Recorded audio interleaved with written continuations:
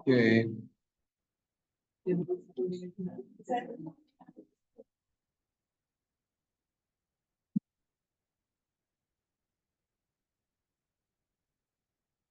Okay, so let me just go through some of the documents or information that we have access to, or you have access to. Okay. So I'm going to send this PDF to everyone in an email, but you can see here, if you're looking at information about careers, there's a password to enter in for Red River College for that. If you want to work on pronunciation, Red River College has access to this program called Clarity English, where you just choose guest. There's no login details.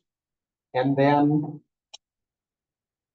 this website, I'm not really sure what's on it, but I think on there it has different videos with different advice about different areas for life and using English within that. Okay. Ally.com. This is where if you put in your Red River College email and your own password for your Red River College email, then you'll have access to different activities there. I used some activities through this semester, but I usually printed them off and then gave them to you as a handout. But that's where some of those activities in Avenue are from that. These two you don't have access to because that's for CLB 5-6. And then sometimes students aren't familiar or know about the resources at the Winnipeg Library. How many of you have a library card for the city of Winnipeg? Okay, about half, 3/4. So around the city, there's many different libraries. Find one that's closest to you. It's very easy to get a card. You can take out up to 100 books every time that you go there. And then when you return some, most people don't, but if you take out 4 or 5 books, and I showed some of us, this was back in November, but if you go there to the main library, they have a section that's as long as from here to the back, and there's 2 or 3 rows, and they have that whole section is only for ESL material. I'm actually going to go with some CLB 2-3 students on Thursday to the Millennium Library and show them that section as well. But there's a section for reading, a section for grammar, for vocabulary, pronunciation. They have IELTS, CELPIP, and TOEFL books, and then other materials that you can be using for English. So either you can sit in the library and study, or you can take those books out. But in addition to that, there's movies, TV, and music. There's a video streaming with older films. There's ebooks, audiobooks, or podcasts and magazines. And then there's a press reader, which has access to many newspapers from around the world. And so if you have a library card and you're able to log in, you can go into any of those website sections and access them through the public library. Okay.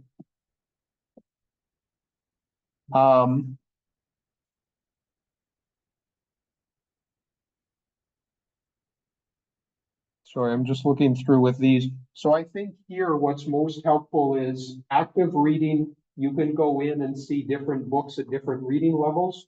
And then the teen book cloud, that might be helpful because sometimes in the teen section, the reading is more interesting or there's more stories and activities where you can just be reading and practicing with your English. Okay. How many of you have used the Mural app? Okay, a couple of you. I talked about it, I don't remember, maybe February or March.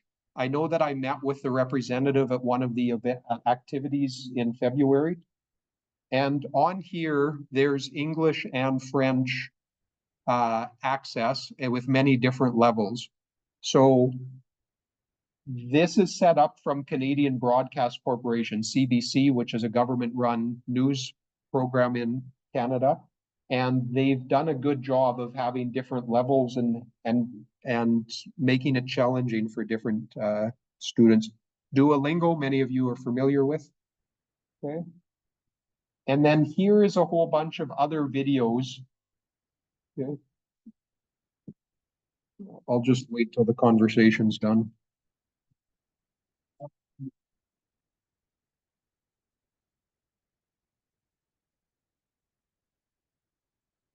Here's a bunch of access to other videos. I've given you some with IELTS or with different strategies, reading and speaking, but especially Rachel's English, I've used that in some of my classes with pronunciation, but you have a lot of different resources there that could be helpful. So this is where, if you remember on Monday, and some of you weren't here yesterday, so you still need to get a copy of this green paper. But if you're making a schedule that, say, Monday, Wednesday, Fridays, you're working on listening, and Tuesday, Wednesday, Thursdays, you're working on reading or writing, etc., that's where you could take some of these websites and then write in. And then every Monday you'll work on pronunciation, or every Wednesday and Friday you'll work on some writing or grammar. So using this and making a schedule can help you be more organized in what you're going to study or want to study. Here's a whole bunch more. So if you look at all of these, you'll probably get confused. I would say look at 2 or 3, go through them over 1 or 2 weeks. If you find they're useful, keep using them. If you find that they're not so easy or they're too easy, then go and look at some of the other ones. Okay. And then I haven't talked with you, but there's a lot of discussion in business groups and corporations about SMART goals. So if I just say I'm going to lose weight, or I'm going to study English, or I'm going to, become better in tennis, that's too general. And so a SMART goal is setting up something that's specific, measurable, achievable, realistic, and timely. So if I said to you, in the summer, I'm going to memorize 1,000 words in Mandarin, that's probably not realistic because there's only 60 days. That means I have to memorize 20 or 30 words a day. And it's possible, but it's a large amount. But if I said I'll memorize 5 words or 10 words, that's something that's a bit more realistic or achievable. But then specific and measurable. I often ask students, did you do any reading? And in these blue sheets, some of you may have filled out, did you do any reading this last week? Oh yeah, I read the newspaper. Okay, good. But what did you learn from it? It's better to say skimming and scanning for 10 minutes on Monday and Wednesdays, or logical thinking or vocabulary questions on Tuesday or Thursdays. And with some of these websites for reading, for example, you can find different questions or question types in reading, but you can also go to any IELTS website and don't answer every question, just answer the matching questions. And then the next day or the next week, answer just the fill in the blank questions. So you're getting practice with different question types. Okay. Any questions about these resources? Okay. So I've already made up a template for an email, which I'll send out to everyone tonight at the end of the class. But there's more than enough to keep you busy from just the information that's here within this. And then the second thing I'll talk about briefly is the summer activities, and I'll send you the PowerPoint for this as well. So as you know, in Winnipeg, we're a very cultural city. And so in June, July, and August, there's lots of different cultural events that you can join. So Folk Fest is a music festival. There is a fee for it. It's on a weekend. So it'll be on July 11th to 14th. Downtown, there's the Winnipeg Chinatown Street Festival. And then this is happening right now, the Red River Exhibition, which is like a giant fair just on the outside of Winnipeg, where they have rides and activities. If you go to Winnipeg for free, that tells you upcoming activities every week. And then I think I mentioned this in an email, but I didn't go into a lot of detail with Assiniboia Park, but they have different styles of music. They have movies, they have different plays and acting. They usually have ballet once that the Royal Winnipeg Ballet puts on for free for everyone. So there's lots of different things that you can join there. Around the city, especially if you have kids, There's different aquatic parks or, sorry, that just jumped to, if you go to City of Winnipeg, there's different pools and areas where you can go either for free or for a very low cost to go swimming. And then there's Tinkertown. I don't know if you've heard of that, but it's an amusement park. It's okay for teens and adults, but it's made more for kids.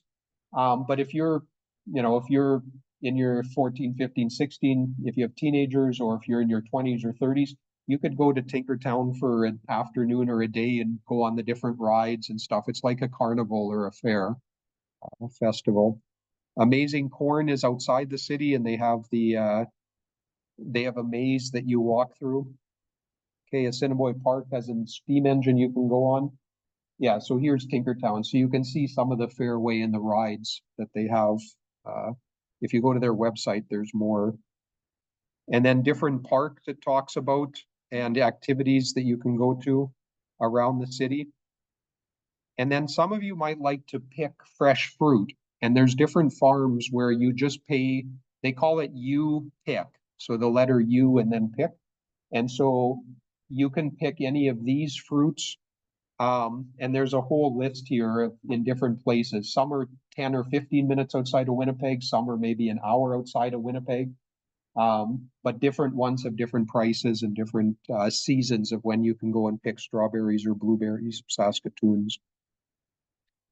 Okay, any questions with those sections?